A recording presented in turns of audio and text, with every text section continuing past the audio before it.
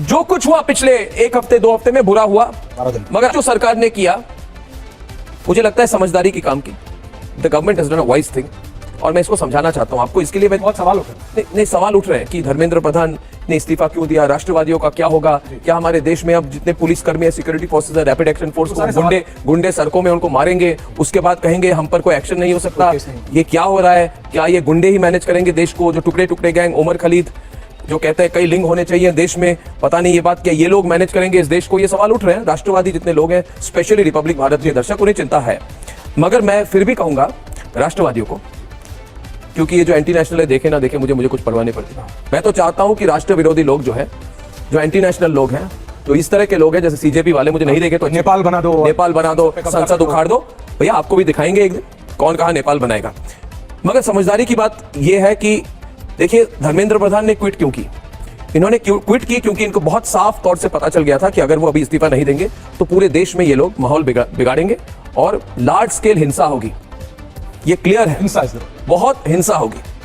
कल जब टॉक्स हो रहे थे, अंदर की खबर यह है कि सीजेपी वाले बैठे वहां पे, उन्होंने जितेंद्र सिंह को कहा कि देखिए या तो आप मान जाइए, नहीं तो हमारे 10,000 लोग बाहर खड़े हुए हैं। मतलब धमकी दी, धमकी मान लीजिए। और क्या है, वो कहेंगे संसद का मार्च करेंगे। संसद का मार्च मतलब धमकी हो गई ना कि हम मार्च करेंगे, और अगर हम मार्च करें तो सरकार के सामने 2 उपाय हैं, या तो उन्हें कहे कि ठीक है इन्हें संसद जला देने दो सीजेपी वालों को, या फिर सरकार कहेगी ठीक है एक कदम पीछे हटते हैं हम इस वक्त के लिए, सिर्फ अब के लिए, क्योंकि ये सीजेपी वाले संसद को उखाड़ना चाहते थे, संसद को जलाना चाहते हैं। और अगर 5,000 सीजेपी के गुंडे संसद की तरफ जाए और एक भी पुलिस की लाठी उन पर पड़े तो फिर ये रोना शुरू करेंगे, हमको मारा, उसमें 10,000 रील बनाएंगे, 10,000 रील बनाएंगे कि मुझे मारा, मुझे इधर चोट लगी, मुझे उधर चोट लगी, ये पुलिस वाले कितने बुरे हैं। हम दारू पिएंगे, हम नशा करेंगे जंतर मंतर के बीच में, हम जहां भी वहां पे महिला देखे उन पर आक्रमण करेंगे, मीडिया को मारेंगे, अश्लील हरकतें करेंगे, गंदी भाषा का प्रयोग करेंगे, एलजीबीटी एक्टिविस्ट को ले आएंगे, सरजील इमाम की जय हो कहते रहेंगे, उमर खलीद के लिए आंदोलन करेंगे, टुकड़े टुकड़े गैंग को ले आएंगे। मगर अगर एक और कहेंगे कि सरकार संसद को उखाड़ देंगे, जला देंगे, नेपाल बना देंगे, मगर उनको कोई सवाल पूछेंगे तो कहेंगे ये 45 साल के जो युवक है, हम तो बच्चे हैं जी, और उन पे ऐसी एक हाथ लग गई, ये देखिए ये रील बनाने जाते हैं। और इनको अगर इतनी हाथ तक लग गई ना ऐश्वर्या, जैसे मैं तुम्हारे इधर कभी हाथ टपक दे ऐसा कर दूं तो ऐश्वर्या तुम अगर कहना शुरू करोगे मुझे तो बहुत मार दिया जी, रील बनाओ रील बनाओ रील बनाओ रील बनाओ। देखिए ये लोग कोई है नहीं। अभी देखिए ये लोग अगर समझे आज इस प्रोग्राम को देख के कि भाई राष्ट्रवादी लोग पीछे हट जाओ, प्रो पाकिस्तान वाले, वक़्फ़ प्रो पाकिस्तान वाले पाकिस्तानी, इसने लिटरली अपने सोशल मीडिया पर भी कहा है कि ये पाकिस्तानी थे। और इसकी बातें सुनकर अब आपको अंदाज़ा हो गया होगा कि जो गोदी मीडिया के रिपोर्टर्स बेचारे दिहाड़ीदार ग्राउंड पर आए, उन्हें क्यों पीटा गया, उन्हें क्यों मारा गया, क्यों दौड़ाया गया। ये बेशरम तो स्टूडियो में बैठा हुआ है सिक्योरिटी में, ये तो हिम्मत नहीं कर पाया कि उन बच्चों के दरमियान, उन तलबा के दरमियान जाकर रिपोर्ट कर सके। अब ये स्टूडियो में बैठकर क्या क्या कुछ कह रहा है। एंटी नेशनल तो वहाँ पर ऐसे है जैसे कोई रेवड़ियाँ बांटी जा रही हैं, जिसे मर्जी एंटी नेशनल कह दो। एंटी नेशनल का मतलब क्या है, पाकिस्तानी जिसे मर्जी है कह दो। अब उन बच्चों को ये पाकिस्तानी करार दे रहे हैं, उन्हें गद्दार करार दे रहे हैं। वो बच्चे 20, 22, 24, 25 साल के, ये बुढ़ा बैठकर उन्हें स्टूडियो में पाकिस्तानी करार दे रहा है। और इसकी आप बातें आगे चलकर सुनिएगा, आप सर पकड़कर बैठ जाएंगे। क्या इसका दिमागी तवाज़ुन ठीक है?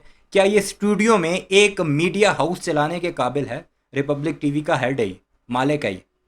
वाले, टुकड़े टुकड़े वाले, एंटी यूसीसी वाले, एनआरसी वाले, शाहीन बाग वाले जीत गए। अरे तुम नहीं जीते, तुम नहीं जीते, क्लियरली मैं कह रहा हूं, तुम नहीं जीते।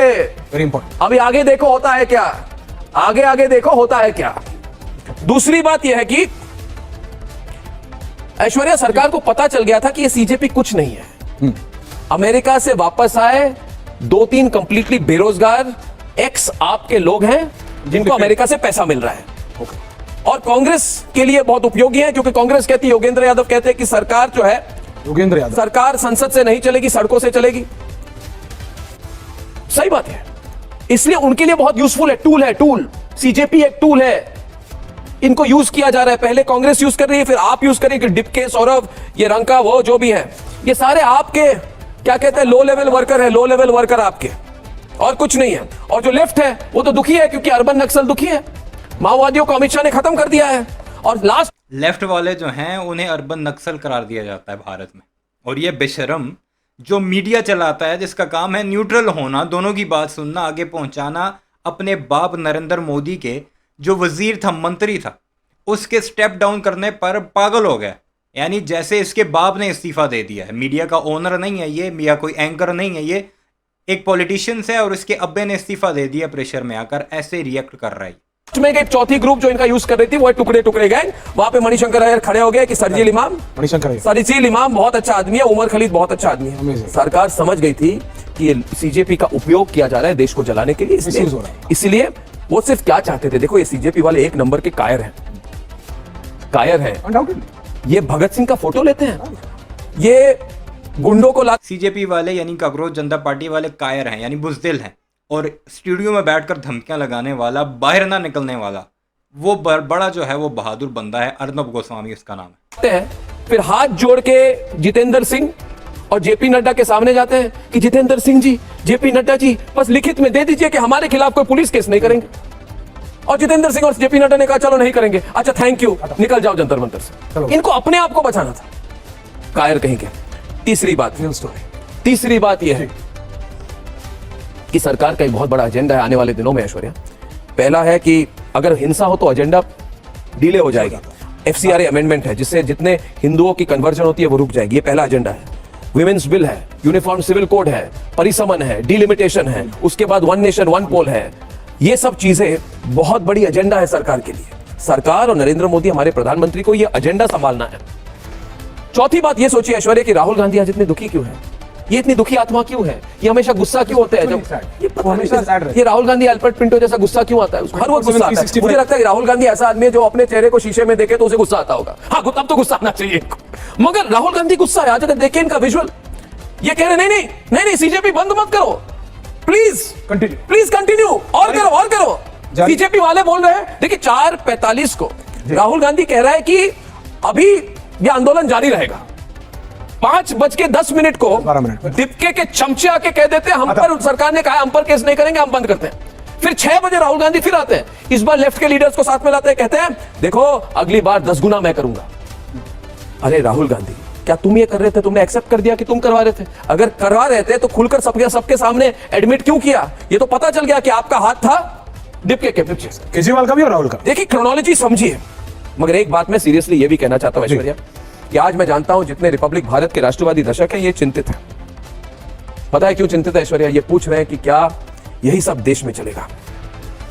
क्या जिन लोगों ने रैपिड एक्शन फोर्स की महिला अफसर सोनिया शेरावत पर हाथ उठाने की इन्होंने हिम्मत की, और जो डिपके अभी कह रहा है मुझे टाइफाइड हो गया जी, मुझे मेरे लिए प्रार्थना करो। अरे डिपके, जब सोनिया शेरावत पर हाथ उठा रहे थे तुम्हारे गुंडे, तब तुम कहां थे? लोगों को चिंता है कि योगेंद्र यादव जैसे राष्ट्र विरोधी लोग, राष्ट्र विरोधी योगेंद्र यादव, क्या ये लोग अलोकतांत्रिक तरीके से नरेंद्र मोदी को हटाने की कोशिश करेंगे? क्या ये एक रेजिम चेंज अटेम्प्ट है?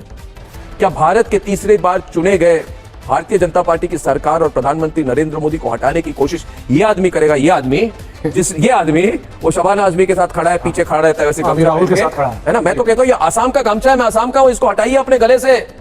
आपकी कोई राइट नहीं है। आसाम के लोग राष्ट्रवादी हैं, आसाम के गामछे को अपने गले पे पहनते हो और फिर कहते हो कि संसद से नहीं चलेगा, सड़कों से चलेगा। अरे ओ योगेंद्र यादव, आरडब्ल्यू इलेक्शन तो जीत नहीं पाते तुम। अपने कॉलोनी में पूछो, अपना पड़ोसी तुम्हारे लिए वोट नहीं करेगा। कहते संसद को नहीं मानता। ये योगेंद्र यादव जिसकी जमानत जब्त हो गई, ये नरेंद्र मोदी को चैलेंज कर रहे हैं कि मैं अलोकतांत्रिक तरीके से आपको हटा दूंगा। क्या राष्ट्रवादी लोग चुप रहेंगे ऐश्वर्या? बिल्कुल नहीं। ये मुझे पूछता है भारत। ये नीट के बारे में कभी नहीं था, ये छात्रों के बारे में कभी नहीं था। राहुल गांधी इसको खींचना चाहते हैं क्योंकि ये प्रोटेस्ट छात्रों के लिए नहीं है, ना था ना है।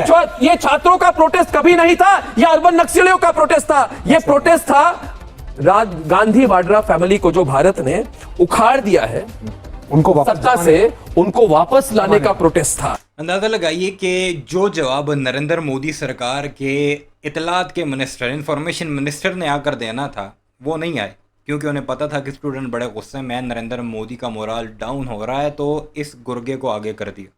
और इस बेशरम को भी शर्म नहीं आती कि तुम एक मीडिया हाउस चलाते हो, खुद को एंकर पर्सन जर्नलिस्ट कहते हो, और तुम एक पार्टी की लाइन को खींचते चले जा रहे हो, जो वो भी नहीं कह सकते वो तुम कहने लग रहे हो। एंटी नेशनल, टुकड़े टुकड़े गैंग, पाकिस्तानी और पता नहीं क्या क्या, अर्बन नक्सल। बहरहाल आपने देख लिया जी, यह है भारतीय सहाफ़त का मयार। हम अपनी सहाफ़त को कोसते रहते हैं, ये भारत का गोदी मीडिया हमसे वर्स्ट है। आपकी राय क्या है कमेंट सेक्शन में ज़रूर बताइएगा। चैनल को सब्सक्राइब नहीं किया तो ऐसे वीडियोस के लिए उसे भी ज़रूर सब्सक्राइब कीजिएगा।